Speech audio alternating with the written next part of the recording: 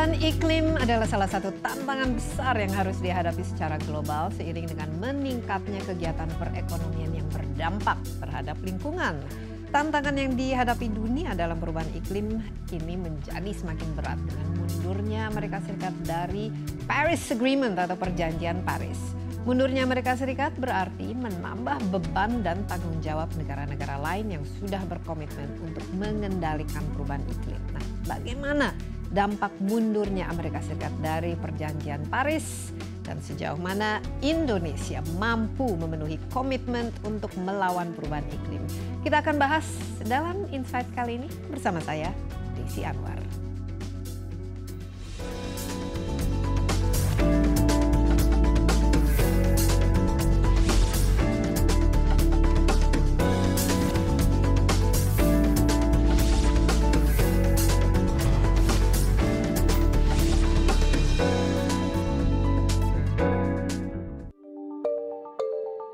Dalam kesepakatan Paris tentang perubahan iklim pada 2015, 197 negara telah berkomitmen menjaga kenaikan suhu bumi di bawah 2 derajat Celcius sebagai upaya mengendalikan perubahan iklim.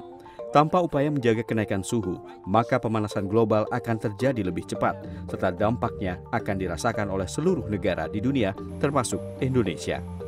Tanpa disadari, sejumlah peristiwa seperti kebakaran hutan, tanah longsor, dan banjir semakin sering terjadi di Indonesia sebagai dampak dari perubahan iklim. Penyebab utama terjadinya pemanasan global adalah tingkat emisi gas rumah kaca global yang semakin tinggi. Negara-negara maju dan berkembang yang tergabung dalam G20 menghasilkan 75% emisi global dan 82% diantaranya terkait energi. Menurut data Institute for Essential Services Reform, di antara negara anggota G20, Indonesia adalah negara dengan tingkat emisi gas rumah kaca tertinggi, mencapai 1.000 megaton setara karbon dioksida pada 1990 hingga 2015. Emisi gas rumah kaca di Indonesia dihasilkan dari energi, industri, kehutanan, dan limbah. Tingginya emisi gas rumah kaca yang dihasilkan Indonesia tidak cukup diatasi dengan komitmen untuk menurunkan emisi, tapi juga aksi nyata pemerintah untuk melakukan dekarbonasi. Berbagai upaya yang dilakukan pemerintah untuk menurunkan emisi seperti penanggulangan kebakaran hutan dan lahan, serta restorasi gambut belum cukup untuk menurunkan emisi. Indonesia juga belum memanfaatkan besarnya potensi energi baru terbarukan yang dimilikinya dan masih bergantung pada energi fosil seperti minyak bumi dan batu bara. Padahal dengan menggunakan energi baru terbarukan seperti panas bumi, sinar matahari, dan hidro, Indonesia dapat menurunkan emisi sekaligus meningkatkan pencapaian target bauran energi terbarukan 23% pada 2025. Grafiardi Kresnantyo, CNN Indonesia. Ya, sebagai salah satu penyumbang emisi terbesar di dunia, Amerika Serikat memiliki tanggung jawab dan peran yang besar dalam mengatasi perubahan iklim. Mundurnya Amerika Serikat dari Perjanjian Paris telah menimbulkan kekhawatiran global. Nah, bagaimana dampaknya terhadap pengendalian perubahan iklim secara global, termasuk di Indonesia? Kita akan membahasnya kali ini bersama dengan Sarwono Kusumaatmadja, Ketua Dewan Pengarah Pengendalian Perubahan Iklim, dan juga Fabi Tumewa, Direktur Executive Institute for Essential Services Reform. Halo Pak Sarwono dan juga Fabi, apa kabar ini? Baik Mbak Desi. Kita baru saja selesai G20 dan Presiden Jokowi juga kelihatannya ya lumayan ya bersemangat ya. Biasanya kalau Indonesia dengan forum-forum internasional kita selalu bersemangat dengan berbagai macam komitmennya, termasuk misalnya waktu Paris Agreement pada tahun akhir 2015, Indonesia memiliki target yang cukup ambisius mengurangi emisi karbon kita sebesar 29% pada tahun 2030 dan 41% dengan adanya bantuan internasional. Yang terakhir seperti kita ketahui, yang namanya Presiden Amerika Serikat kan agak aneh sendiri. Kita semua ya pindah dari brown to green, ada namanya SDG, Sustainable Development Goals. Dia justru ingin lebih menekankan terhadap batu bara dan lain sebagainya. Ini kan pasti ada dampaknya ya terhadap komitmen yang kita berikan di Indonesia. Pak Sarwono, mungkin pandangan Anda kira-kira apa implikasinya ke depan dengan adanya pengurangan dari keterlibatan Amerika Serikat yang kita harapkan juga menjadi donatur ya dalam ya tentu ada dampak ya. Cuman kalau misalnya yang kita antisipasi adalah Amerika betul keluar dari perjanjian Paris, itu dalam prosedur keluarnya itu diperlukan waktu 4 tahun. Ya. Sehingga efektif keluarnya itu mungkin setelah masa jabatan Trump. Nah jadi sekarang... Jadi masih ada kemungkinan ada presiden baru. Artinya ada stalling ya, ya, ada proses hambatan. Tapi yang juga menarik dari fenomena Amerika ini adalah bahwa beberapa negara bagian, pemerintahan kota, industri, dan juga kekuatan-kekuatan masyarakat sudah mendeklarasikan bahwa mereka akan jalan terus tanpa pemerintahnya. Dan kalau dihitung-hitung efektivitas mereka tentu harus diteliti ya sejauh mana. Tapi menurut saya ini kekuatan yang sangat besar dan berarti. Walaupun kan Amerika Serikat sendiri di bawah Presiden Obama memiliki, mereka menargetkan target cukup ambisius yang mengurangi sebesar 28%. Nah ini ya mungkin saja agak kurang ya, tapi saya pikir ini ada hikmahnya kejadian ini, yaitu dia menciptakan daya juang yang sangat tinggi justru dari masyarakat Amerika sendiri, karena mereka juga harus menanggung malu kan karena punya presiden yang sangat orisinil sikap-sikapnya seperti itu gitu. Dan juga yang menarik adalah bahwa di Indonesia kita akan menjadi tuan rumah dari apa yang disebut Governors Climate Forum. Ya. Ada annual meeting di sini bulan September. Tuan rumahnya Gubernur Kaltim.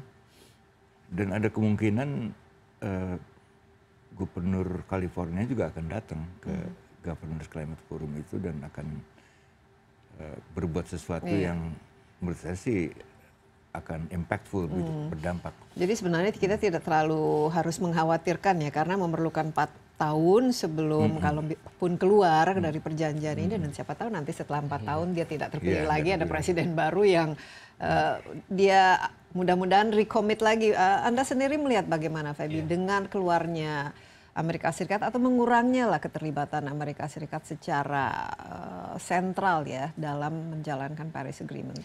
Ya, jadi jika Amerika benar-benar keluar, maka memang ada gap emisi yang cukup besar karena Amerika Serikat ini salah satu emitter terbesar di dunia. Ya, kalau di G20 itu emisi per kapitanya terbesar nomor 4, dan untuk emisi dari sektor energi dia yang paling besar. Jadi jelas kalau komitmen mereka untuk keluar dari Paris Agreement kalau komitmen mereka untuk mengurangi emisi gas rumah kaca dengan keluar dari Paris Agreement itu bisa tercapai, maka ada gap emisi yang harus ditanggung oleh negara lain. Ya, khususnya tentunya. Eropa ya. Mungkin kita lihat dari Ya, G20 19 negara yang benar. terlibat kan mereka sangat mendukung. Ya, jadi memang ya ini harus dibagi renteng sebenarnya. Nah, tetapi yang menjadi persoalan sekarang adalah walaupun Amerika Serikat ikut, ya, jadi kita nggak bilang Amerika keluar, walaupun Amerika ikut, laju emisi yang setelah diperhitungkan komitmen-komitmen untuk mengurangi emisi gas rumah kaca itu masih mengarah ke 2,8 derajat. Ini sebenarnya masih di atas target temperatur dari Paris Agreement, karena target Paris Agreement kan 2 derajat, di bawah 2 derajat dan 1,5. Ya, nah, idealnya begitu idealnya. Nah, ini trennya masih di atas 2. Jadi mengarah antara 2,8 sampai 3,2. Jadi memang yang diharapkan adalah negara-negara yang telah meratifikasi kesepakatan Paris untuk memiliki ambisi yang lebih besar lagi mengurangi emisi gas rumah kaca. Nah, tentunya kalau Amerika tidak terlibat, nah ini yang jadi pertanyaan. Bebannya yang lain yang harus ditanggung semakin besar. Nah, hasil dari G20 kemarin ini dan juga moodnya di situ, Pak Sarwono sendiri melihat apakah Paris Agreement ini memang sesuatu yang nanti akhirnya bisa diimplementasikan atau masih dalam bentuk pie in the sky itu sendiri, mengingat bahwa peran Amerika Serikat itu sangat penting ya dalam melaksanakannya. Apalagi salah satu yang kita inginkan adalah bantuan dari negara-negara maju, termasuk juga dari Amerika Serikat untuk membantu kita mengurangi emisi. Jadi Paris Agreement ini adalah suatu keharusan ya. Artinya masyarakat dunia itu harus punya satu agreement yang disetujui semua orang. Sebagai titik. Dengan target yang dibuat sendiri, jadi tidak ada alasan untuk tidak mengimplementasinya. Tentunya ada risikonya perbuatan itu, karena yang sepakat itu banyak. Mau nggak mau kesepakatannya jadi moderat. Gitu.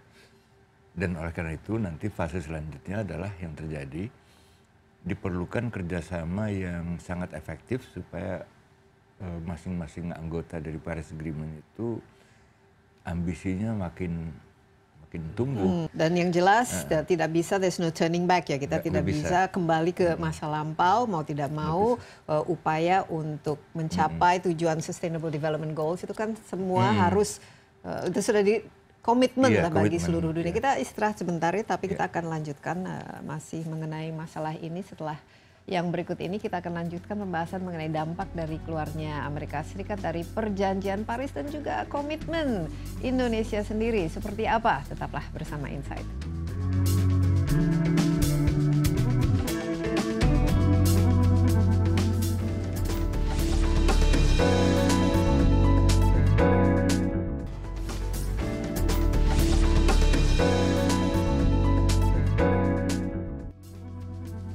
Iya, kembali dalam Insight. Mundurnya Amerika Serikat dari kesepakatan Paris menimbulkan tantangan baru dalam pengendalian iklim secara global. Nah, apa dampaknya terhadap komitmen serta target penurunan emisi secara global termasuk oleh Indonesia sendiri? Kita akan lanjutkan pembahasannya, masih ditemani oleh Sarwono Kussumatmaja, Ketua Dewan Pengarah Pengendalian Perubahan Iklim, dan Fabi Tumiwa dari Direktur Eksekutif Institute for Essential Services Reform IESA. Tadi kita sudah membahas sedikit mengenai kira-kira dampaknya dengan anehnya kelakuan Amerika Serikat, harus lain sendiri di bawah Donald Trump, tapi ternyata ada new champions ya, negara-negara yang mungkin bisa kita andalkan untuk menjadi pemimpin dalam perubahan dari industri yang selama ini mungkin tidak environmentally correct ya, atau tidak environmentally sustainable, menjadi industri yang hijau. Tadi disebut China. Ya, jadi memang kalau kita lihat di poros negara berkembang gitu ya, yang emerging economy, kita lihat leadership India dan China itu sangat kuat. Dan ini Anda melihat ini apa alasannya? Apakah karena merasa memang wah ini sesuatu yang harus dilakukan, atau karena negara mereka juga sangat polutif ya, atau sangat saya kira ada beberapa faktor ya polusi. yang kalau kita lihat India dan China, kalau yang tadi saya katakan leadership yang mereka tunjukkan itu tidak hanya dalam diplomasi internasional, tetapi memang implementasi di negaranya. Kita lihat China misalnya tadi yang sudah dikatakan, sekarang investasi untuk energi terbarukan itu yang paling besar. Ya, bahkan kalau kita lihat investasi global itu lebih dari sekitar 30% itu ada di China sekarang. Dan mereka eksportir terbesar ya untuk dan mereka solar juga power. mereka juga adalah pemasok teknologi energi bersih sekarang, termasuk baik itu khususnya solar ya. Nah, jadi kalau memang mereka mulai greening their energy system, dan ini bisa dilihat ya dalam 3 tahun terakhir emisi Cina dari sektor energi itu yang tadinya mereka banyak bakar batu bara itu sudah peak, bahkan turun gitu. Bahkan mereka membatalkan ada cukup banyak ya pembangkit coal fire power plant. India juga sama. Jadi kalau kita lihat India dan Cina ini memang berlomba-lomba untuk mengembangkan energi terbarukan.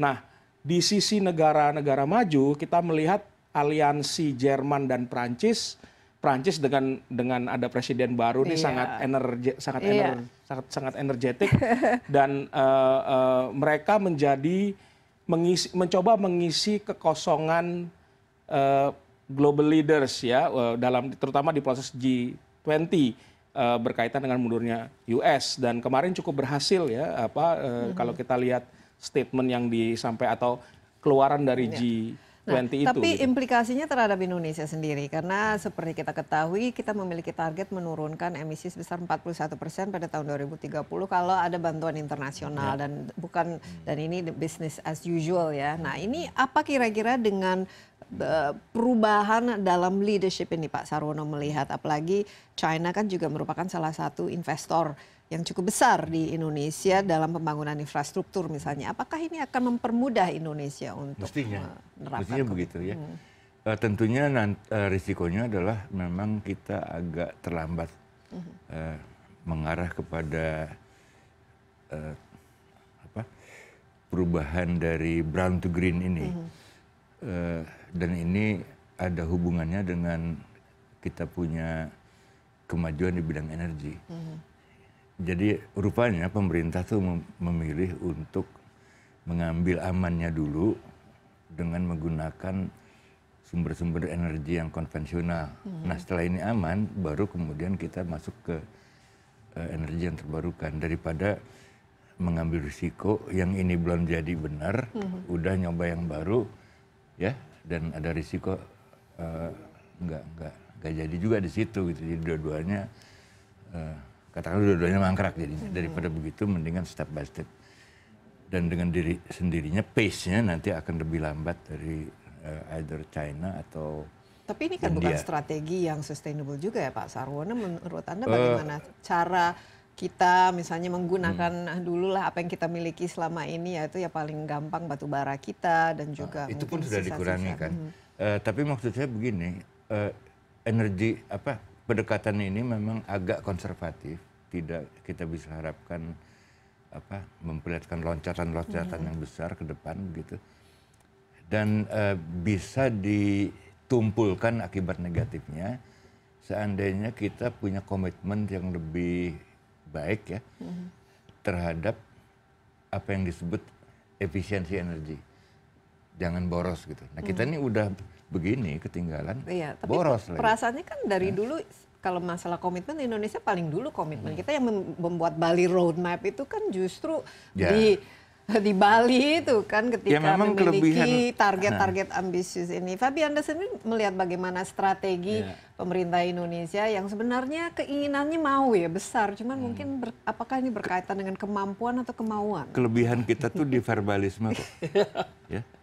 Ya, saya gini, kalau saya melihat statement Pak Jokowi di pertemuan G20 ya, di high level segment itu, ada beberapa hal yang disampaikan, tapi paling tidak yang berkaitan dengan topik hari ini tuh ada dua. Satu, reaffirm Paris Agreement, bahwa Indonesia tetap dalam Paris Agreement, komit untuk melaksanakan apa yang menjadi pledge-nya, janjinya, itu satu. Lalu yang kedua, ini yang menarik ya, ini dikatakan oleh Pak Jokowi, dan saya kira ini pernyataan yang baru pertama kali disampaikan oleh seorang presiden, baik presiden Indonesia di forum internasional. Dia menyebutkan transisi energi transition. Itu sebenarnya message-nya. Jadi kalau kita lihat persoalan emisi Indonesia, artinya kalau kita lihat emisi Indonesia 20-30 tahun mendatang, itu yang terbesar akan berasal dari sektor energi. Ya karena kita sekarang bakar banyak batu, dan sementara banyak bakar batu bara. Kita masih berkembang, populasi masih terus bertambah. Jadi memang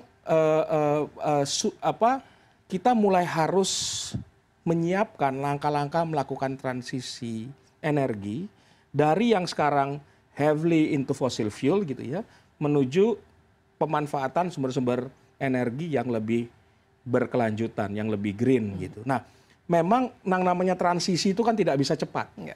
Tetapi kalau tidak dimulai, transisi itu nggak akan terjadi gitu. Nah, sementara kita punya target tahun 2020. Nah, itu yang jadi memang kalau dari report Brown to Green yang baru kami luncurkan minggu lalu, itu memang sangat kelihatan bahwa ada dua emisi Indonesia yang naik tinggi. Yang pertama dari sektor lahan dan hutan ya. Jadi land use change and forestry yang ya naik walaupun sekarang mulai turun gitu ya. Tetapi masih trennya naik. Dan yang kedua emisi dari pembakaran batu bara. Nah, artinya apa? Kalau Indonesia ingin memenuhi komitmennya saja, kita tidak bicara target yang lebih ambisius, tapi komitmen 29-41. 29% deh dengan upaya sendiri. Maka dua sumber emisi tersebut yang harus mulai diatasi. Artinya kalau hutan ya kita coba mengurangi kebakaran hutan, pembakaran lahan gambut dan lain sebagainya. Baik, Fabi, kita break sebentar, tapi nanti saya akan tanya Anda lebih dalam mengenai prioritas ini dan bagaimananya, karena ini kan menyangkut kerjasama dengan pihak lain, tapi juga harus bekerja sama dengan industri. Nah, biasanya kan memiliki target dan tujuan yang agak berbeda ya. Kita istirahat sebentar, tapi kita akan lanjutkan setelah ini pembahasan mengenai penggunaan energi, khususnya yang terbarukan untuk menurunkan emisi dan upaya-upaya lainnya untuk mengurangi emisi gas rumah kaca di Indonesia. Tetaplah bersama Insight.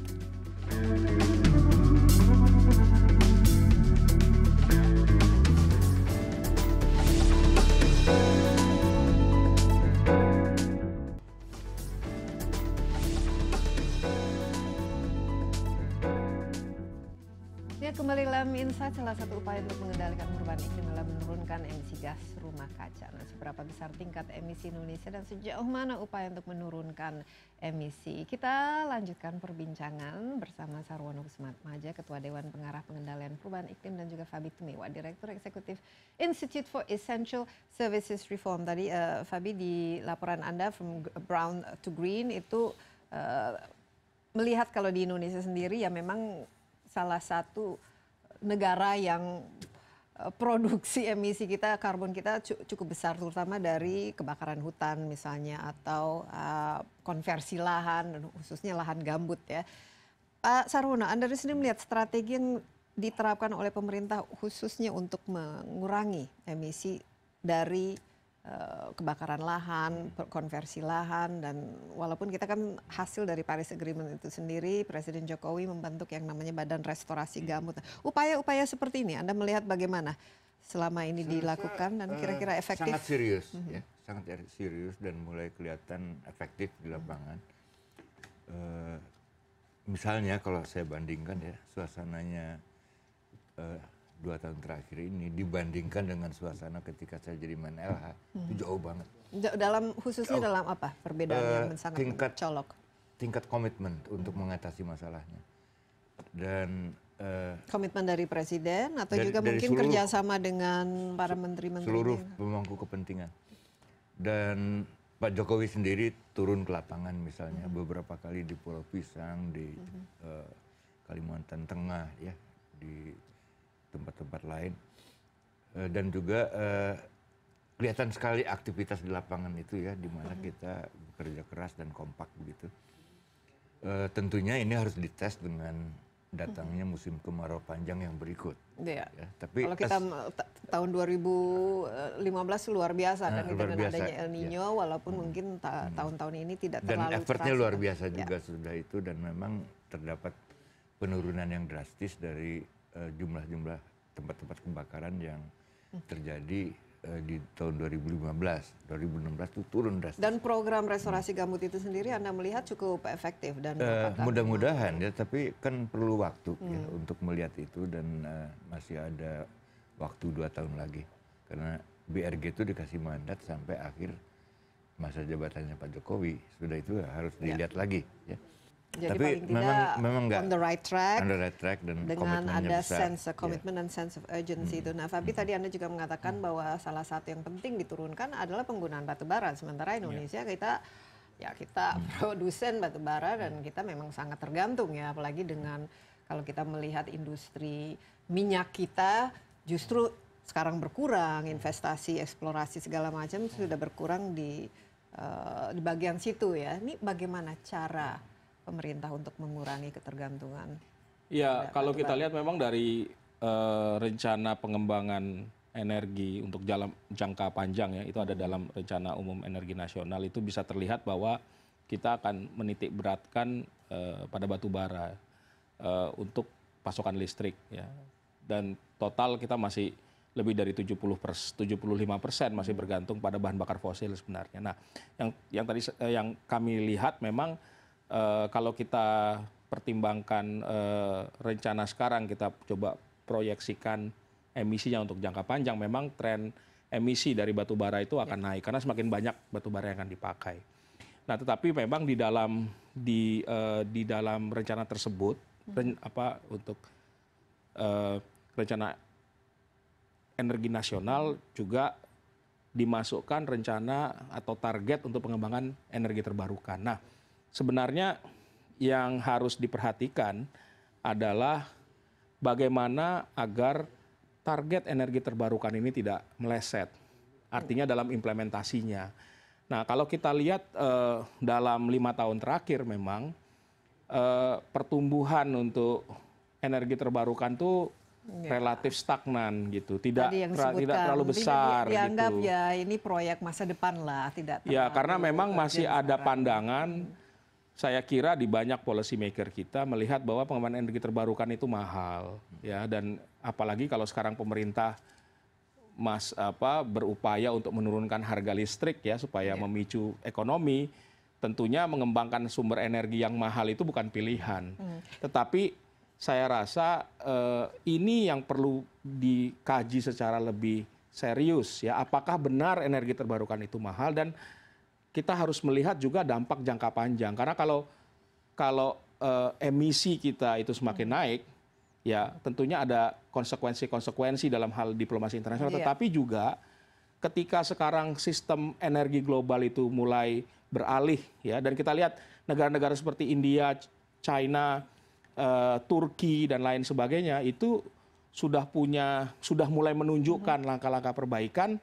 Kalau kita tidak catch up gitu ya, kita akan semakin tertinggal gitu. Apalagi kita juga sudah memiliki target ya untuk mengurang atau menambahkan penggunaan energi terbarukan. Kalau tidak salah pada tahun 2025 atau sekarang kan 23% tahun 2025. Tapi sementara ini kan kita masih kurang dari 5%. Itu ya, kan masih sekitar 6% pada saat 6%, ini. Ya, dan ini dalam jangka waktu yang masih sangat pendek. Tapi sebelum kita ke sana, karena ini nanti kita akan fokus ke diskusinya untuk energi terbarukan, tapi selain emisi gas rumah kaca atau karbon yang karena perubahan lahan, kebakaran dan lain sebagainya, industri, penggunaan di household atau di rumah dan lain sebagainya, kendaraan ini kan juga sangat kontribusinya terhadap emisi karbon kan cukup tinggi. Nah, bagaimana strategi untuk mengurangi? Dan menurut saya begini ya, kalau mau berhasil cepat, ya, tentunya harus ada seperti yang tadi dijelaskan ya, komitmen untuk energi efisiensi itu dulu deh diberesin, itu aja. Tapi Anda melihat atau tidak yang namanya ini, kalau kita misalnya ke negara-negara, apalagi negara Skandinavia, orang tuh mindsetnya sudah semua tuh efisien, tidak pernah membuang sampah, tapi kalau bisa daur ulang, recyclable. Mohon maaf kalau di kita belum. Nah ini kan kuncinya sebenarnya. Misalnya gini, kita beberapa kali mengalami apa yang disebut krisis energi ya, ketika tiba-tiba harga minyak naik segala macam ya. Nah, lantas kemudian orang semuanya merasa terpanggil untuk melakukan energi efisiensi. Nanti kalau krisisnya udah lewat, balik lagi penyakit lama, boros lagi. Jadi menurut saya sih memang kita kalau bisa sih kita kasih lihat leadership dalam transformasi ke arah energi terbarukan ini. Nah, sekarang forget it lah, itu leadershipnya udah di tangan orang lain kan, gitu. Masih ada kesempatan. Ya, masih ada kesempatan. Tapi menurut saya sih point of departure-nya itu adalah menanamkan efisiensi energi. Itu aja dulu. Dan sebenarnya yang namanya efisiensi energi ini bukan masalah teknis saja, tapi mindset itu sendiri. Nah, bagaimana, Fabi? Karena ini merupakan strategi khusus ya. Orang kan harus dipaksa dan diberikan insentif untuk efisien. Misalnya kalau kita lihat di Perancis, mereka mengatakan bahwa dalam beberapa tahun lagi tidak ada itu namanya mobil yang bukan hybrid atau bukan pakai baterai atau listrik. Ini kan terobosan luar biasa yang betul-betul harus dijalankan oleh masyarakat. Ya. Jadi memang ya mengatasi perubahan iklim ini kan ada, untuk mitigasi emisi gas rumah kaca itu ada memang beberapa langkah yang dilakukan ya. Memang yang cara yang paling mudah kalau kita bicara dari energi ya melakukan penghematan energi. Karena memang tetapi memang tidak mudah untuk dilakukan di negara yang kebutuhan energinya masih berkembang seperti Indonesia, karena di beberapa segmen atau kelompok masyarakat memang penggunaan energinya belum cukup tinggi. Kalau kita bicara rata-rata penggunaan listrik per kapita kita tuh masih rendah. Dan masih jomplang antara memang, Jawa dan luar Jawa misalnya. Tetapi memang tidak berarti bahwa energi efisien itu tidak bisa dilakukan. Karena kami juga melihat ada banyak peluang ya. Artinya kalau dari beberapa studi yang ada, potensi penghematan listrik misalnya pada segmen industri, rumah tangga, maupun gedung-gedung komersial itu antara 15-25%. Artinya kalau kita melakukan itu, kebutuhan energi di masa depan itu bisa semakin berkurang. Dan artinya apa? Tidak perlu memperbanyak pembangkit bahan bakar fosil. Kan sebenarnya itu. Dengan itu kita bisa mengurangi. Tetapi memang seiring dengan pertumbuhan kebutuhan energi, memang kita masih harus menambah pasokan energi. Nah, ini yang kalau memang kebutuhan bahan bakar fosilnya bisa dikurangi, sementara pengembangan energi terbarukannya bisa ditingkatkan, maka pada tingkat tertentu kita bisa mendapatkan situasi yang lebih ideal. Dan gitu. ada semacam inilah balance atau baru. Ada sehingga keseimbangan yang baru sehingga ada energi tumbuh. Ujung-ujungnya sustainable. Iya, energi kita tumbuh tetapi kita lebih green bukan brown gitu kira-kira. Kita istirahat sebentar lagi tapi kita akan lanjutkan setelah yang berikut ini, pembahasan mengenai pengendalian perubahan iklim dan energi terbarukan. Tetaplah bersama kami dalam Insight.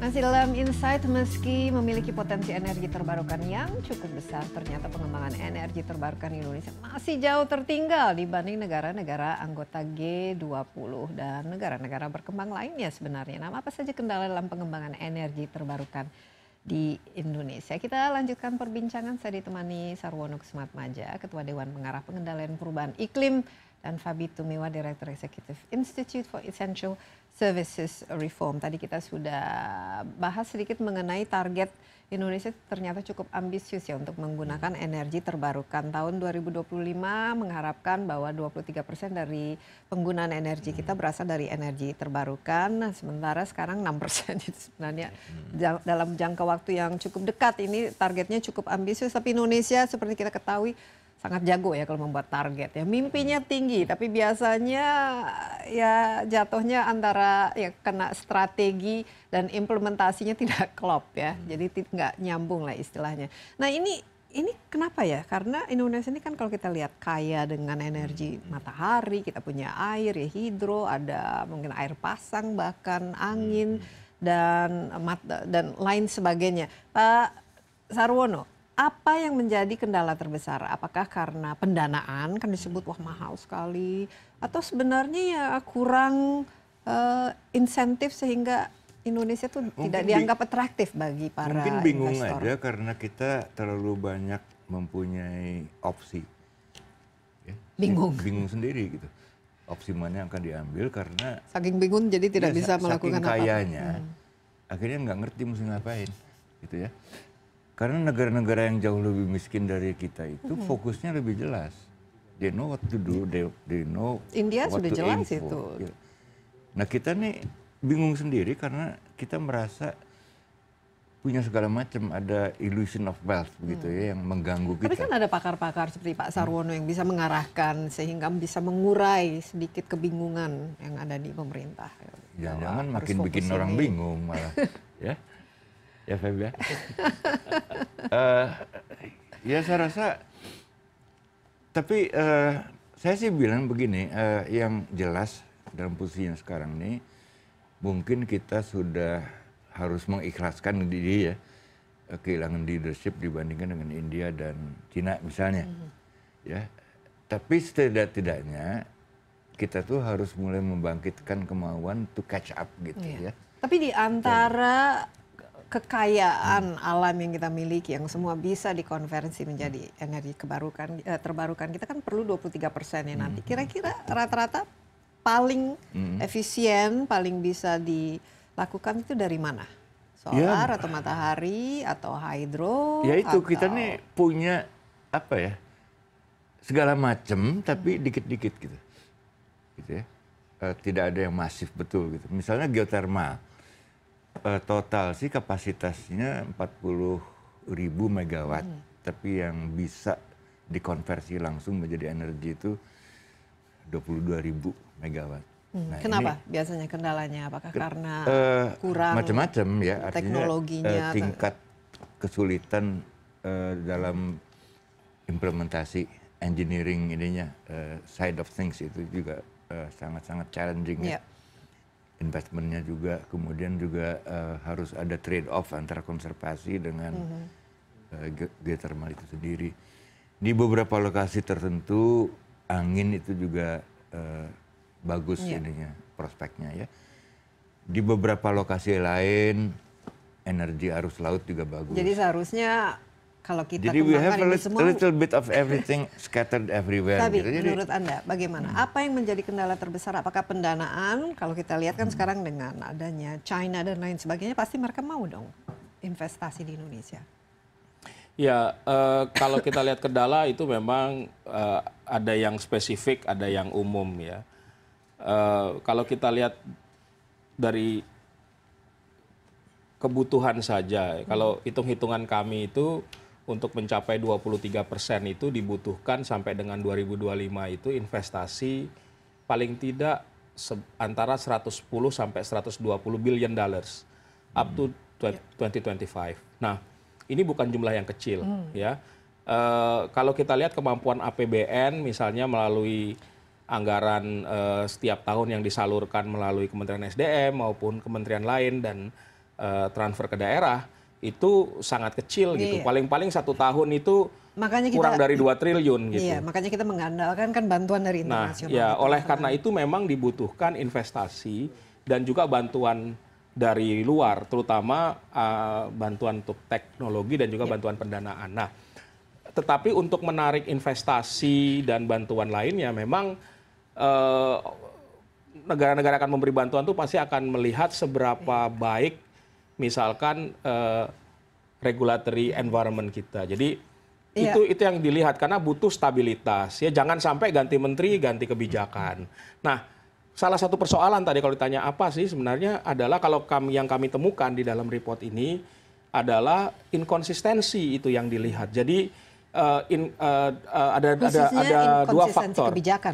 Inkonsistensi kebijakan kita mau ke sana tapi tidak jelas bagaimana kita mau ke sana. Lalu yang kedua, keberpihakan pemerintah sebenarnya untuk mendukung itu, untuk mendukung pengembangan energi terbarukan. Itu mungkin karena kebingungannya itu tadi. Dua hal yang kita lihat sebagai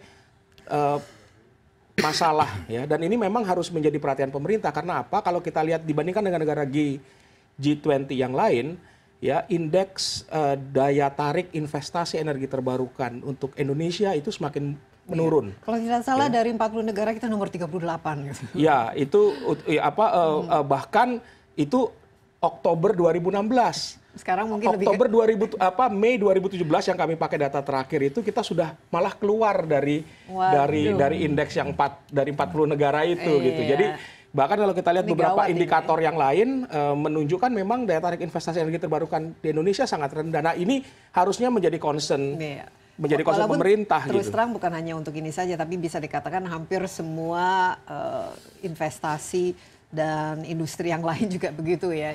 Kepercayaan investor terhadap Indonesia justru semakin lama semakin berkurang karena ya regulasi dan kebijakan yang tidak jelas dan lain sebagainya. Tapi kita istirahat sebentar. Masalah pendanaan ini sangat penting ya, kita harus cari jalan keluarnya karena target itu sudah kita tetapkan sendiri, tidak ada orang yang memaksakan kita untuk menetapkan harus meningkatkan penggunaan energi terbarukan, tapi dari kita sendiri karena kita memiliki target yang cukup ambisius. Kita akan lanjutkan perbincangan setelah yang berikut ini.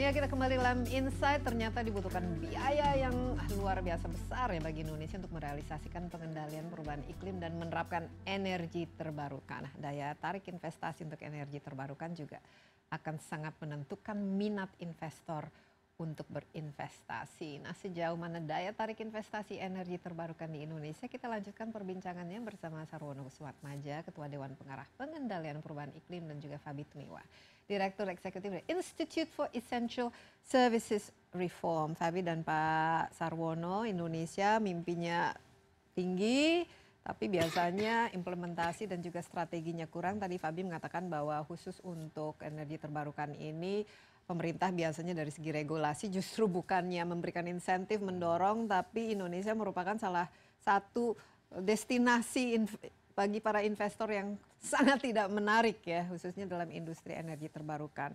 Ada regulasi, inkonsistensi, mungkin kebingungan itu sendiri. Nah, kalau kita lihat apa yang terjadi di Amerika Serikat dalam awal perbincangan kita, walaupun presidennya sekarang mengatakan bahwa Amerika Serikat akan fokus ke batu bara dan lain sebagainya, bahkan meninggalkan Paris Agreement, tapi ternyata kota-kotanya atau negara-negaranya seperti California, kita lihat mereka jalan saja terus. Ini bisa tidak diterapkan di Indonesia? Pemerintah daerahnya yang mungkin punya visi yang jauh lebih ke depan, atau juga para swasta yang mereka punya komitmen? Ada indikasi ke sana.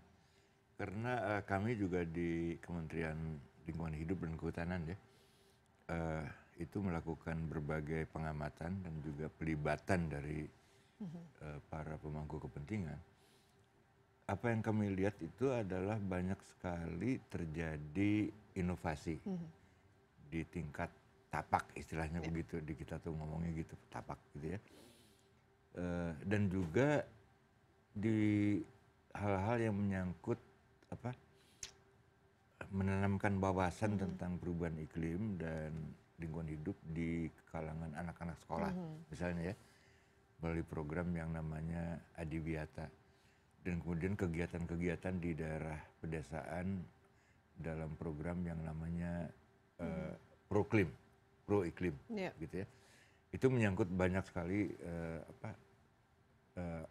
kegiatan-kegiatan di bidang inovasi ya. Iya, ini bisa sangat membantu juga untuk mempengaruhi kebijakan pemerintah yang mungkin justru lebih terbelakang ya dalam. Dan mudah-mudahan nanti dalam acara Global Climate Forum, Governance Climate Forum yang dituan rumahi oleh Gubernur Kaltim, kita juga di tingkat lokal ya, itu bisa memperlihatkan inisiatif-inisiatif yang bisa dibedakan ya dari tren umumnya dari nasional. Jadi saya berharap itu akan terjadi. Kita bisa lah optimis, apalagi dengan para kalangan milenium sekarang yang mereka tampaknya jauh lebih sensitif terhadap lingkungan dan lain sebagainya. Mereka tidak se-materialistik atau matre seperti generasi X ya sebelumnya. Pak Fabi, bagaimana peran dari NGO, civil society atau masyarakat sipil, juga anak-anak muda untuk inovasi teknologi dan inisiatif-inisiatif yang memang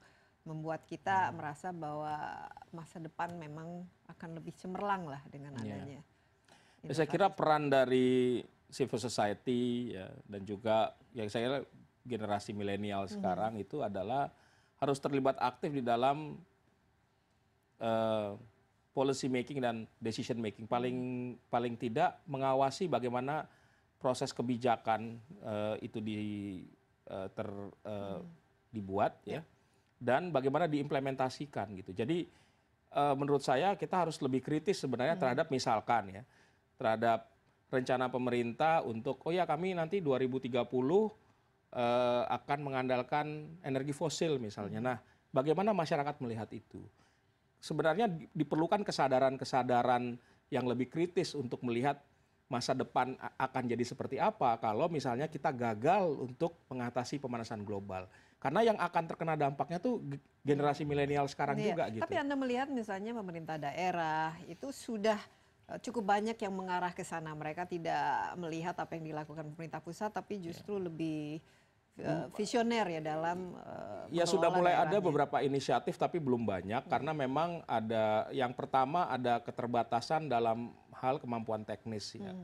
Jadi knowledge tentang teknologi, bagaimana melakukan implementasi dari teknologi itu ya. Lalu yang kedua memang ada keterbatasan dalam hal ruang fiskal. Jadi mereka punya keterbatasan anggaran juga karena energi itu walaupun orang mengeluh listrik kurang, sering mati lampu dan lain sebagainya, tapi memang sangat sedikit Pemda yang mengalokasikan anggaran untuk mengembangkan sumber-sumber energi yang berbasis pada sumber energi setempat. Nah, ini saya kira bisa saja berubah karena dengan adanya undang-undang energi yang sekarang sudah mulai diterapkan, setiap daerah kan harus menyusun yang namanya rencana umum energi daerah. Nah, jadi dengan proses ini sebenarnya daerah harus membangun kapasitasnya, mereka mengenali potensi energi terbarukan yang ada di daerahnya dan yang diharapkan adalah bisa keluar dengan inovasi-inovasi dalam aplikasi teknologi maupun nanti menarik investasi gitu. Jadi memang ini satu proses yang baru dimulai dan ya kita tidak bisa berharap itu langsung terwujud dalam 1-2 tahun. Tapi pengaruhnya kan biasanya bisa sangat positif, apalagi dengan media sosial sekarang sangat viral. Misalnya ada inisiatif untuk membersihkan sampah dan lain sebagainya, itu kan sesuatu yang bisa dibanggakan. Nah, peran swasta khususnya bisnis ya, pengusaha dalam hal ini, bagaimana Anda melihat? Karena salah satu yang kita inginkan kan adalah ekonomi yang hijau. Nah, ini rata-rata sudah mengarah ke situ atas kesadarannya sendiri atau bagaimana di Indonesia ini? Memang belum seluruhnya, walaupun kita melihat mulai ada perubahan-perubahan ya dengan misalnya sudah mulai sustainable reporting. Jadi perilaku-perilaku yang mengarah ke sana itu sudah ada, tetapi memang tidak semuanya karena ini belum jadi satu standar belum yang diterima dan diaplikasikan. Nah, tetapi kita berharap memang semakin banyak kelompok bisnis gitu ya yang lebih sadar dan khususnya untuk penerapan energi terbarukan atau pemanfaatan energi terbarukan memang mau nggak mau diperlukan investasi dari swasta. Saya katakan kita butuh 110 sampai 120 billion dollars. Ya, itu nggak mungkin dari anggaran APBN gitu dan nggak mungkin dari anggaran BUMN. Dan jadi private sector sangat penting, tetapi juga komunitas-komunitas tadi. Nah, kita bayangkan ya misalnya kalau bisa muncul kemudian gerakan-gerakan crowdfunding gitu ya, yang kemudian bisa dipakai untuk mendanai pengembangan energi terbarukan skala kecil yang tersebar di daerah-daerah. Ya, karena kalau kita lihat karakter daerah di Indonesia itu kan selain kepulauan, di luar Jawa itu yang namanya penduduk kan tinggalnya tersebar ya. Mau tidak mau harus ada tekanan dari publik juga ya, Pak Sarwono. Kalau kita lihat misalnya apa yang terjadi di luar negeri itu biasanya konsumennya sangat kritis. Mereka hanya misalnya membeli barang, cek dulu ini dari hasil fair trade atau tidak, misalnya apakah kemasannya didaur ulang dan lain sebagainya. Ini sebenarnya bisa ya ke depan lebih banyak tekanan-tekanan seperti ini yang bisa membantu mengubah pemerintah untuk jauh lebih bisa jadi kita harus masuk ke dunia informatika aja secara lebih well plan gitu ya dan secara lebih purposeful begitu. Ini sedang terjadi sebetulnya.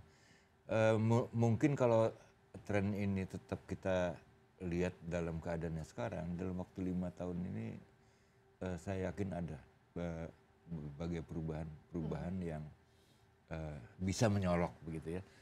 Nah, contohnya gini, ada daerah di Jawa Timur itu yang sangat bagus dalam pengelolaan sampah, sehingga tempat pembuangan sampahnya itu bisa mereka gunakan sekaligus sebagai taman, ya.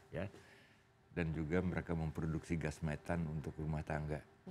Itu baik di kabupaten maupun di Kota Madia, di Malang itu saya lihat begitu. Kedepannya supaya ini berhasil, mau tidak mau ya ekonomi hijau ini harus selaras dengan budgeting yang kita lakukan, mau tidak mau kan semuanya harus merupakan bagian dan diperhitungkan. Kalau tidak ya buat apa kita ikut-ikut dengan Sustainable Development Goals ya. Ya, jadi pada intinya sebenarnya kita ingin memenuhi kebutuhan energi masyarakat dengan jejak atau carbon footprint yang lebih rendah. Itu sebenarnya dan menjaga memang, pertumbuhan ya, dan memang ya kalau kita bilang ujung-ujungnya duit ya. Nah, ini memang kaitan lagi bagaimana kita menaikkan kapasitas fiskal kita dengan naikkan Baik. pajak misalnya ya, basis pajak itu Nah, penting itu. Nah, ini topik lain lagi ini tetapi topik lain, terkait. tapi penting Karena ya, untuk terkait. membangun butuh duit gitu Kan kira-kira. instrumen ekonomi lingkungannya juga. Ya, Iya.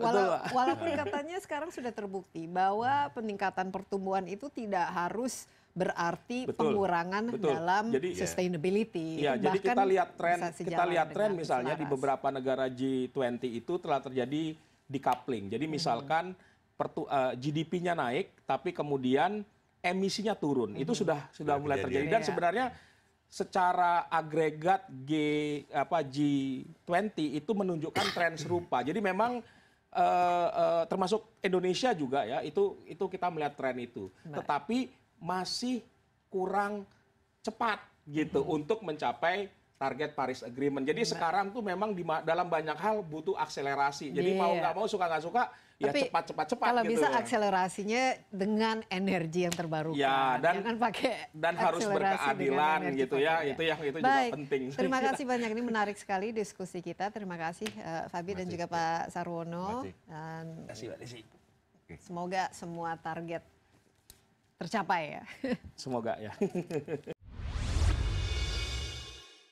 Ya, pengendalian perubahan iklim secara global tidak hanya membutuhkan komitmen, tapi juga kesadaran dan aksi secara bersama-sama dari kita semua untuk menurunkan emisi sebagai pemicu kenaikan suhu bumi. Nah, tuntutan kebutuhan pembangunan ekonomi suatu bangsa tidak dapat menjadi alasan untuk tidak berkontribusi melalui dekarbonasi. Sudah saatnya berbagai kegiatan ekonomi seperti misalnya industri, pertanian, dan transportasi mengurangi penggunaan energi fosil dan beralih ke energi terbarukan yang jauh lebih ramah lingkungan. Kini kerja keras menanti untuk mencapai target yang telah disepakati serta melindungi Indonesia dari ancaman dampak perubahan iklim yang mulai terasakan.